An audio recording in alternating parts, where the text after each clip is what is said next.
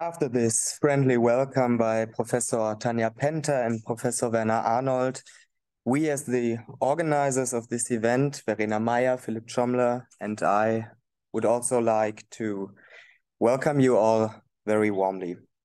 We are very much looking forward to the 2 days ahead of us, and it is a great honor for us that you have all taken the sometimes long way to Heidelberg to be here.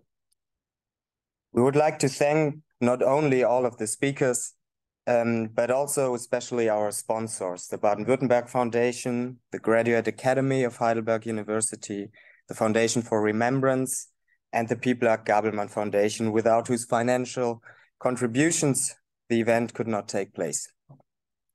Our colleagues, Lara Rabe and Hannah Ulmrich from the Research Center on Antigypsyism, provided valuable support in the various stages of planning and preparing this symposium. Thank you for that. We also owe thanks to Daniel Rost for his work in the background, and to Vera Withoff, Max Kusma, and Sophie Schollenberger for assisting us today and tomorrow to make this event run smoothly. In your research, all of you, just like the three of us, are concerned with questions of compensation and restitution after National Socialism. The value of a convention that brings us and our work into dialogue will therefore probably be self-evident to you without further explanation. Nevertheless, there are special reasons that led us to host a conference like this one. For at present, various developments and contingencies seem to be crossing and, in their convergence, bring about new movement into the field of research into reparations, which, according to our prognosis, will last and could even intensify. First, there is the calendrical coincidence and the power that anniversaries have always exercised on the conjunctures of historical research. In 2022, when the idea for the symposium was born, it was the 70th anniversary of the Luxembourg Agreement of 1952. For this occasion, the German press opened up to a topic it otherwise paid little attention to. The German government even went so far as to proclaim the Gedenkjahr der Wiedergutmachung, Year of Remembrance for Reparations. Within this framework, it organized an exhibition in the National Parliament, hosted a commemorative event with Chancellor Scholz, and participated in the German-Israeli documentary film Reckonings. This year, we now face the 70th anniversary of the Bundesergänzungsgesetz, the first federal compensation law in West Germany, a date that will probably generate less public attention, but which was at least as important for the history of compensation for Nazi injustice in Germany as the signing of the Luxembourg Agreement. Surely, the density of governmental commemorative activities in the past year was due to the anniversary. One particular measure of the Federal Ministry of Finance, the construction of the Themenportal Wiedergutmachung, however, conceals a deeper cause: the awareness that the unstoppable shrinkage of compensation payments, progressing in parallel with the death of the last survivors, will fundamentally change the nature of reparations as a political task. Parts of the funds that will be released when the last pensions expire will be invested in a thematic online portal that will function as a comprehensive reference system to all files and documents of reparations for Nazi injustice, and in the long term, after digitization on a staggering scale, will offer researchers central access to the entire record of reparations. By the way, with this initiative, the officials of the Federal Ministry of Finance, one could heretically suggest, prevent the danger that they themselves might soon no longer be needed. One could also critically ask whether the money spent on digitization, research funding, and PR measures would not be more urgently needed by the still living survivors and their relatives, who are frequently in need. But be that as it may, this development has already simplified research. And in the future, the impact of this will be even greater, so that completely new questions can be dealt with, namely on the implementation history and practice of compensation and restitution. The source problem that has hindered research on the history of individual compensation over the past 40 years is thus currently being solved. These new digital possibilities are a second factor that boosts research on the compensation of Nazi injustice.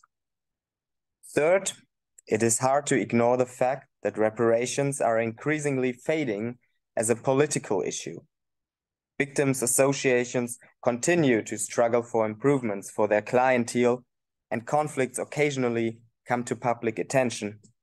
In general, however, the negotiations now revolve only around final details and proceed relatively quietly. Not much is left of the heated battles of the 1980s. Many mistakes of the earlier legislation have been corrected, related hardships mitigated, and legal aberrations abandoned. Above all, the ever-decreasing number of recipients is robbing the issue of its former emotionalizing force and mobilizing power, so that it is slowly disappearing from the political stage.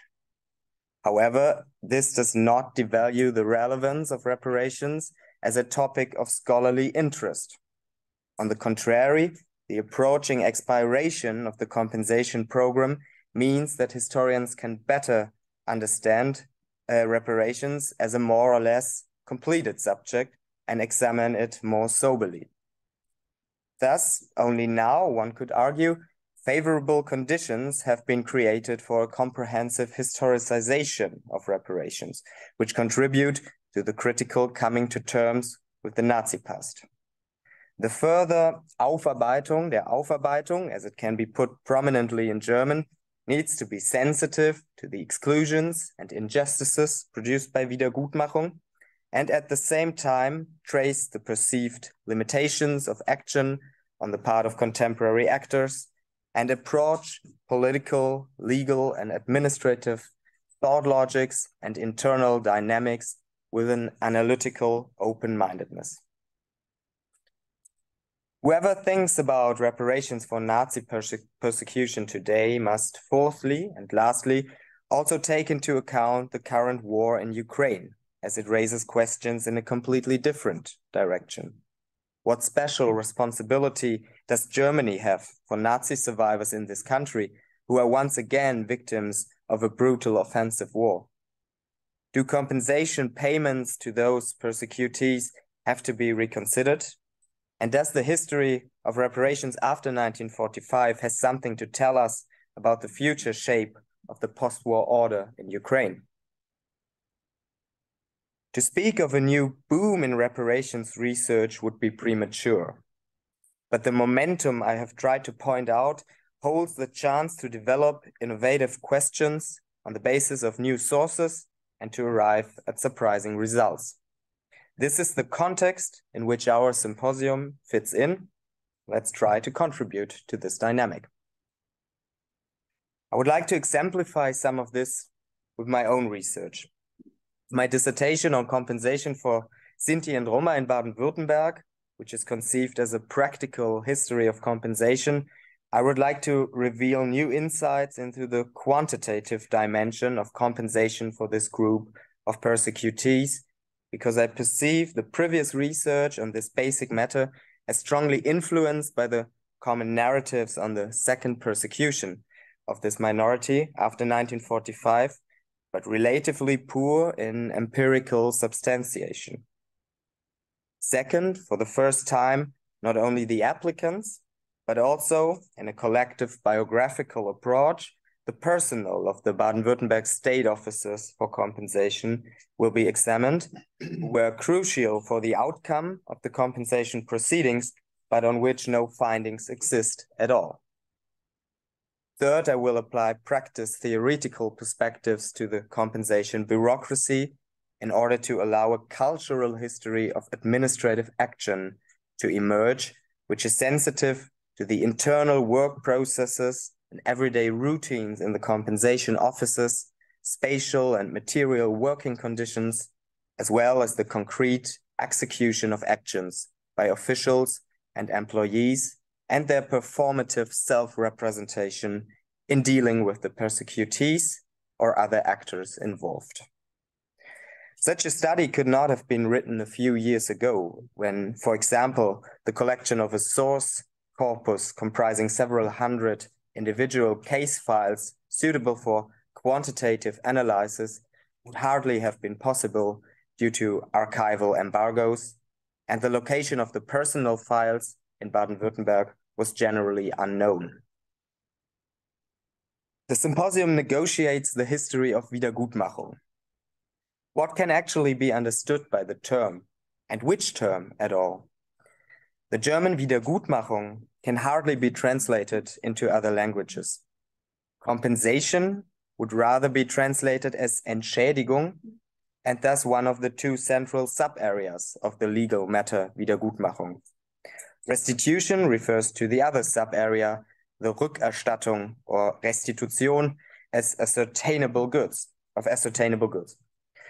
Some scholars, when referring to the generic term, speak of reparations, but this reminds on the German Reparationen, which unlike Wiedergutmachung of individually suffered injustice, takes place on the intergovernmental level and covers war damage exclusively.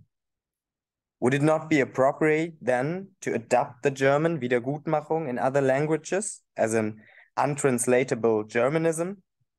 This, in turn, would meet with the resistance of those who do not understand Wiedergutmachung as a neutral legal term, but take it literally and see in the claim to make good again a mockery of the victims of Nazi crimes. For this purpose, they often suggest the term Shilumim, which is regularly used in Israel.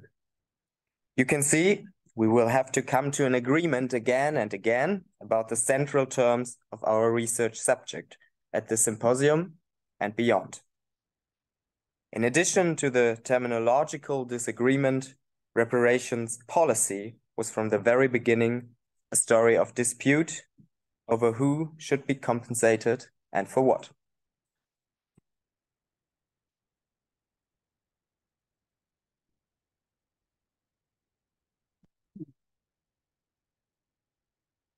The definition of the groups of beneficiaries has undergone radical changes. From my own research on dealing with the Nazi persecution of Sinti and Roma in the Soviet zone of occupation and former GDR in East Germany, I can underline that the recognition and compensation of Sinti and Roma was quite ambivalent. Although they had been left out in the regulations that were meant to be the basis for the entire Soviet zone of occupation, quite a few survivors received recognitions and humanitarian aid by the different local organizations for the victims of fascism in the immediate post-war month. Only gradually they were included as victims based on a racial persecution in the guidelines and the legal framework for East Germany. However, additional requirements were made for this specific group. For instance, in the GDR, they needed to prove that they had been registered at the job centers and that they maintained a so-called democratic anti-fascist attitude. The more state-regulated the practice of recognition and compensation became, the harder it was for the Sinti and Roma survivors, despite the fact that other survivors of concentration camps now sat in the responsible institutions for the recognition of former persecuted. In East Germany, the recognition as a victim of fascism served as an honorary title, and this group was expected to be in a leading role in the reconstruction of the society after the war. Also in East Germany, Sinti and Roma faced continuities of anti-Gypsyism when their racial persecution got denied, and it was argued that they had been incarcerated as so-called asocials, or when their role in the anti-fascist reconstruction of the society did not get acknowledged. Susanne zur Nieden emphasized that the fundamental difference between East and West Germany in dealing with the compensation of Nazi injustice was long emphasized in research and attributed to the different political systems and forms of society. Her empirical analysis of non-recognized survivors in East Germany underlined that there were parallels in the treatment of survivors in East and West Germany, which had been too little studied in a comparative perspective for the German reappraisal. Besides Sinti and Roma, the survivors of the Nazi euthanasia program, so-called asocials and homosexuals were among the groups that faced difficulties of being recognized. While for the Federal Republic, the argument is often put forward that old elites remained in the positions, the actors involved in the recognition of compensation payments from the GDR were former Nazi persecuted themselves. The issues of a comparative perspective are not only relevant for the compensation of different victim groups in both states of Germany, but also on a wider transnational perspective. West Germany extended its compensation form of global agreements with Belgium, Denmark, Britain, Italy, Luxembourg, the Netherlands, Norway, Sweden, Switzerland, and Greece between 1959 and 1964. And after the fall of the Iron Curtain, lump sum compensations were also extended to Eastern Europe. The hardship scheme for victims of pseudo-medical experiments had already been extended in June 1960 to states such as Hungary, Romania, Poland, Yugoslavia, and Czechoslovakia, to which the German Federal Republic had not had diplomatic relations, but they were considering the particular inhumanity of these crimes. Looking at the transnational dimension of these compensation programs raises the question about its practical implementations. Are there also similarities in the hardships of certain groups of victims on the transnational level? And how can these be explained on a broader structural level? Our second and third panel specifically deal with the compensation struggles in East Central Europe and the compensation for Nazi medical crimes, thus taking a more transnational perspective. The definition of the groups of beneficiaries has also led to several adaptations in the legal framework and is still up to discussions today, and closely linked to larger sociopolitical and geopolitical contexts. Only 3 years ago, the Bundestag agreed to the recognition of people persecuted as so-called asocials and professional criminals. This group was thus to be included in the list of beneficiaries of the federal government directive on hardship benefits for victims of Nazi injustice under the General Act on Consequences of War. Here, the question of the interconnections between continuities of marginalization and stigmatization and the lack of knowledge about the specific nature of Nazi crimes resulting in a denied recognition and compensation of the survivors arises. Our first panel on the compensation of marginalized German groups deals with this issue in particular. Lobby groups of the general civil society and survivors played a major role in the recognition of different groups of victims. In West Germany, a shift towards the so-called forgotten victims or victims denied followed the closing law of the Federal Compensation Law from 1965 that ruled determination. This was accompanied by a general socio-political changes around 1968 and then the intensified interest in dealing with the Nazi past. In the 1970s and 80s, the notion of forgotten victims of Nazi injustice thus arose, and the practice of compensation itself started being criticized. Now, the label forgotten victims has almost become a catch-all term in the public discourse. When looking at the different compensation programs, claims are often made that a specific group faced more hardships in being recognized than others. The question thus arises what the measures are for making such a comparative analysis between different groups of victims and their compensation, and how to explain the denied recognition among certain groups in different sociopolitical settings. Konstantin Goschler points out in his basic study on the compensation programs of both German states since 1945 that no public discussion about so-called forgotten victims could be developed in the GDR. The lack of a liberal public sphere and the public interest in identity politics could be a reason, which was pronounced and steadily increasing in the West. In our call for papers, we raised a third level of comparison. We were interested in papers dealing with the comparisons with the reappraisal of injustice by the communist dictatorship in East Germany after 1989 and 1990. No papers were handed in from researchers focusing on this more contemporary period of transition, which might be due to the lack of research, apart from a few studies which with a focus on the legal studies analyzing the development of the legal framework post-1990. And ongoing research on this period already made clear that similar problems arose for the victims of the injustice in the Soviet zone of occupation and GDR with their compensations as well as so-called rehabilitations. These compensation programs were drafting, taking the Federal Compensation Act as a role model. Also, no papers were handed in on the specific victim groups of so-called Italian military internees, or papers focusing on specifically methodological approaches, such as quantitative analysis or digital humanities, which hindered further research desiderata. The different compensation regulations for the survivors of Nazi crimes in both German states were drafted having the reduced capacities of work of applicants in mind, and survivors could be paid a compensation in form of recurring benefits in form of pensions. The issue of reduced capacities of work and pensions has also been relevant for the supporters of the Nazi regime and the male and female perpetrators. There were interrelations in the dynamics of drafting legal frameworks for the compensation of victims alongside measures for the amnesty of perpetrators and pensions for Nazi supporters. Besides these entanglements in the public realm around the legal framework, the question arises how this histoire croisée is reflected in empirical findings. What were the implications in the professional and economic advancements of the applicants and their families?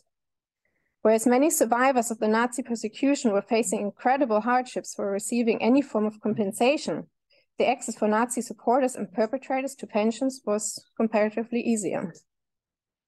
The Independent Commission on Antigypsyism declared in their report for the time after 1945 that many Sinti and Roma were facing a second persecution that also affected the second and third generation because of economic inequalities. These issues of a larger societal contextualization of measures for so-called transitional justice also become evident in restitution claims that will be dealt with in the fifth panel on case studies of restitution.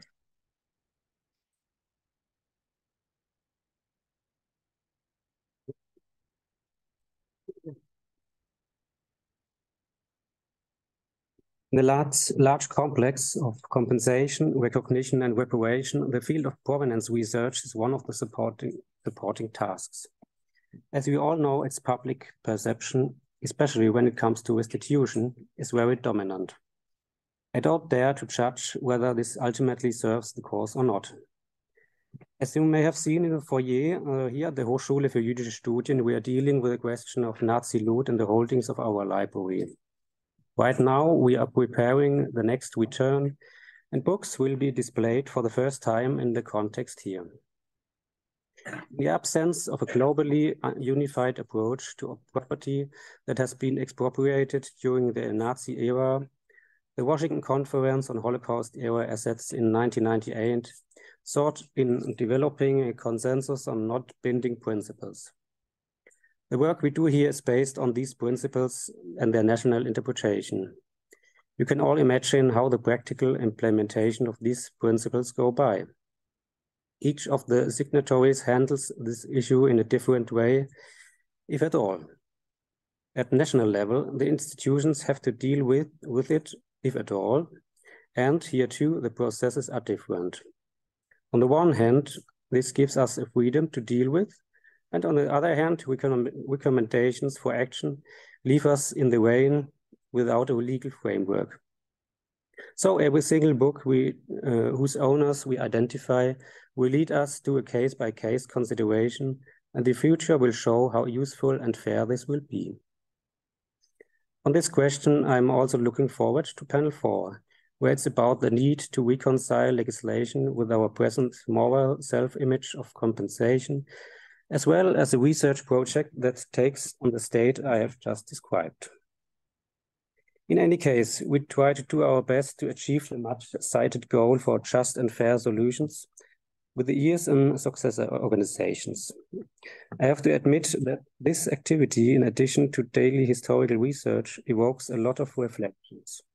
How do we prioritize our tasks? What or who do we represent? Are we implementing the will of the federal government, and do we share this will?